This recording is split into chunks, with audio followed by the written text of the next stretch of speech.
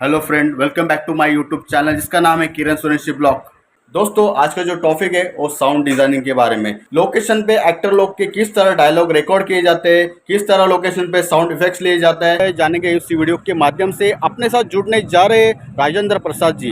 दोस्तों, मेरे चैनल पे अगर आप नए हो तो मेरे चैनल को ज़्यादा से ज़्यादा शेयर कीजिए, लाइक कीजिए, कमेंट कीजिए और हाँ, सब्सक्राइब कीजिए। तो वीडियो शुरू करते हैं। हम डायलॉग जो सबसे इम्पोर्टेंट है, अगर उसे रिकॉर्ड कर रहे हैं तो हमारे सारे डायलॉग मोनो होंगे। मोनो मतलब कि हमारे पास एक माइक आर्टिस्ट के पास है, जिसे लेपल माइक कहते हैं, जो बॉडी के अंदर हिडन रहता है।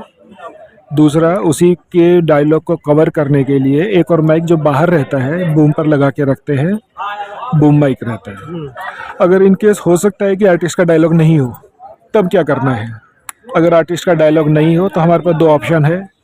या तो उसी तरह से जिस तरह से हमने डायलॉग रिकॉर्ड किया है उस तरह से हम पूरा सीन रिकॉर्ड करें, या हम सीन में होने वाली एक्टिविटी, क्योंकि हमारे पास जो सामने वाला स्पेस दिखाई दे रहा है बहुत वाइड है, जिसका लेफ़्ट से राइट का एक्सपेंस बहुत बड़ा है, तो हमें उसे पूरा रिकॉर्ड करने के लिए हम दो माइक यूज़ कर सकते हैं, जैसे स्टीरियो फॉर्मेट में XY करके, या एक सिंगल माइक MS करके हम उसको रिकॉर्ड कर सकते हैं, जिससे हमें पूरा लेफ़्ट टू राइट की पूरी विड्थ मिल जाएगी। तो लेफ़्ट से राइट में होने वाली सारी एक्टिविटी हम कवर कर सकते हैं। अगर कैमरा एंगल से रख के रिकॉर्ड करेंगे तो सबसे अच्छा है। तो जो कैमरा में दिखाई दे रहा है एग्जैक्टली सेम साउंड हम सुन सकते हैं।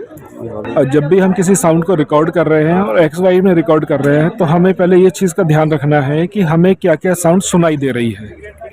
अगर हमारे साउंड का सोर्स बहुत पास में है तो हमारा मेजर कंसर्न साउंड इफेक्ट होगा। अगर कोई भी मेजर साउंड इफेक्ट हमारे माइक सोर्स के पास में नहीं है तब एक जेनेरिक एम्बियंस आता है। जेनेरिक एम्बियंस क्या होगा कि हम बाहर है, सड़क होगी, सड़क पे चलने वाली गाड़ियां हैं, पेड़ पौधे होंगे, पेड़ पौधे पे बैठने वाली चिड़ियाएँ हैं, या आसपास लोग होंगे, लोगों की आवाज़ें हैं, कुछ एक्टिविटी चल रही होगी, कुछ कर रहे होंगे। जैसे पास में अगर कोई गार्डन है तो लॉन मूवर हो सकता है, लोग आसपास दौड़ते हुए हो सकते हैं, दौड़ने की आवाज़ हो सकती है, कुछ योगा ग्रुप हो सकता है पार्क में, उनके चिल्लाने की आवाज़ हो सकती है, बच्चे खेल रहे हैं उनकी आवाज़ हो सकती है।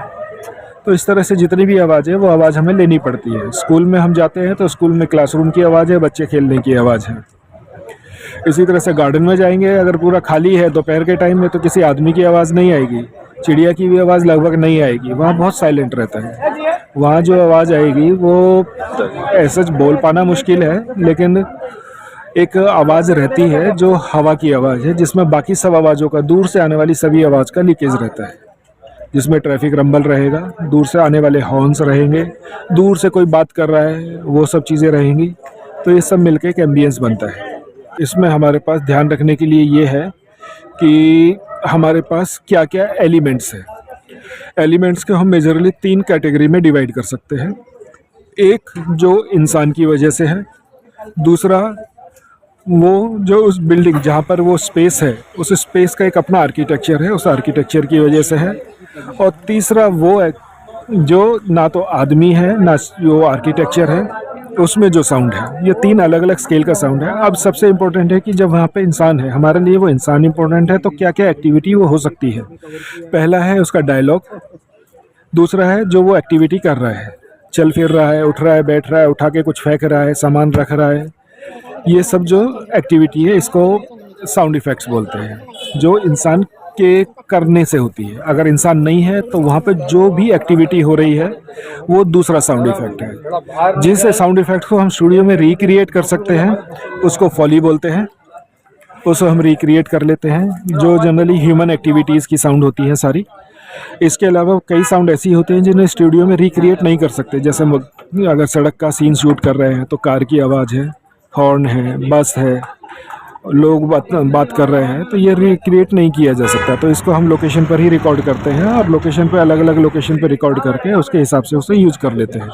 जिस मॉडल की कार है, जिस ईयर की कार है, उसके साउंड रिकॉर्ड करेंगे और बाद में उसमें डाल देंगे। ऑटो की आवाज़ है, ऑटो रिकॉर्ड करेंगे, अलग से डाल देंगे। लेकिन ह्यूमन एक्टिविटी की आवाज़ है वो रिक्रिएट किए जा सकती है स्टूडियो में, तो वो स्टूडियो में रिकॉर्ड करेंगे। उसके लिए हमने नाम दिया है फॉली। मान लीजिए कोई सीन चल रहा है, अगर कोई सीन चल रहा है तो वो जो सीन चल रहा है उसमें क्या क्या हमें दिख रहा है, पहले हम उस पर ध्यान देंगे। उसमें कोई पर्सन दिखाई देगा, जो पर्सन दिखाई देगा उसको वो कुछ बोल रहा है, अगर वो नहीं बोल रहा है तो उसके आसपास के लोग होंगे, वो कुछ बातें कर रहे हैं। अगर वो बातें नहीं कर रहे हैं तो थर्ड लेयर है कि कुछ एक्टिविटी कर रहे हैं। क्या एक्टिविटी कर रहे हैं? मान लीजिए एक कार है, कार आके रुकती है, लोग बाहर निकलते हैं। उसमें क्या हुआ कि कार की आवाज़ आएगी, दरवाज़ा खुलने की आवाज़ है, दरवाज़ा बंद होने की आवाज़ है, लोगों के उतरने की आवाज़ है, फिर बैकग्राउंड में चलने वाली गाड़ियों की आवाज़ है, फिर जो सामने दिख रहा है वो आवाज़ भी है, और पीछे भी एक स्पेस है जो हमें दिखाई नहीं दे रहा है, वहाँ भी कुछ एक्टिविटी चल रही है, उसकी भी आवाज़ है। मान लो जो गाड़ी रुकी है वो किसी दुकान के सामने है, सिनेमा हॉल के सामने है, तो बैकग्राउंड में हमें सिनेमा हॉल भी दिखाई देगा। तो ये वो स्पेस है जो हमें आधा दिखाई दे रहा है और आधा नहीं दिखाई दे रहा। तो कंप्लीट साउंड जो बनानी है हमें, वो ऐसे बनानी है कि हमें फील होना चाहिए कि हम उसी जगह पर हैं। जैसे मान लो अगर फायर फाइट, अभी मान लो वॉर सीक्वेंस है, वॉर सीक्वेंस में सामने हमें गोला चलते हुए गिरते हुए दिखाई दे रहा है, लेकिन वो पीछे से कहीं से चला भी तो होगा, तो हमें उसके फायर की आवाज़ भी सुनाई देगी। पीछे कुछ सोल्जर्स होंगे जो दौड़ रहे हैं, भाग रहे हैं, चिल्ला रहे हैं, उनकी आवाज़ें भी आएंगी। पीछे भी कुछ गोले गिर रहे हैं, कुछ बम गिर रहे हैं, फिर उनकी भी आवाज़ आएगी। तो चारों साउंड जो बनती है वो चारों तरफ 360 डिग्री स्पेस में बनती है। जैसे 360 डिग्री स्पेस की साउंड हमें सुनाई देनी भी चाहिए, इसके लिए हम सारा साउंड डिज़ाइन करते हैं। हमारा मेन मोटिव ये रहता है कि हमें जो जो एलिमेंट्स सुनाई देते हैं वो सब हो, लेकिन वो एलिमेंट सुनो आने चाहिए हमेशा जो उस स्टोरी से रिलेवेंट है।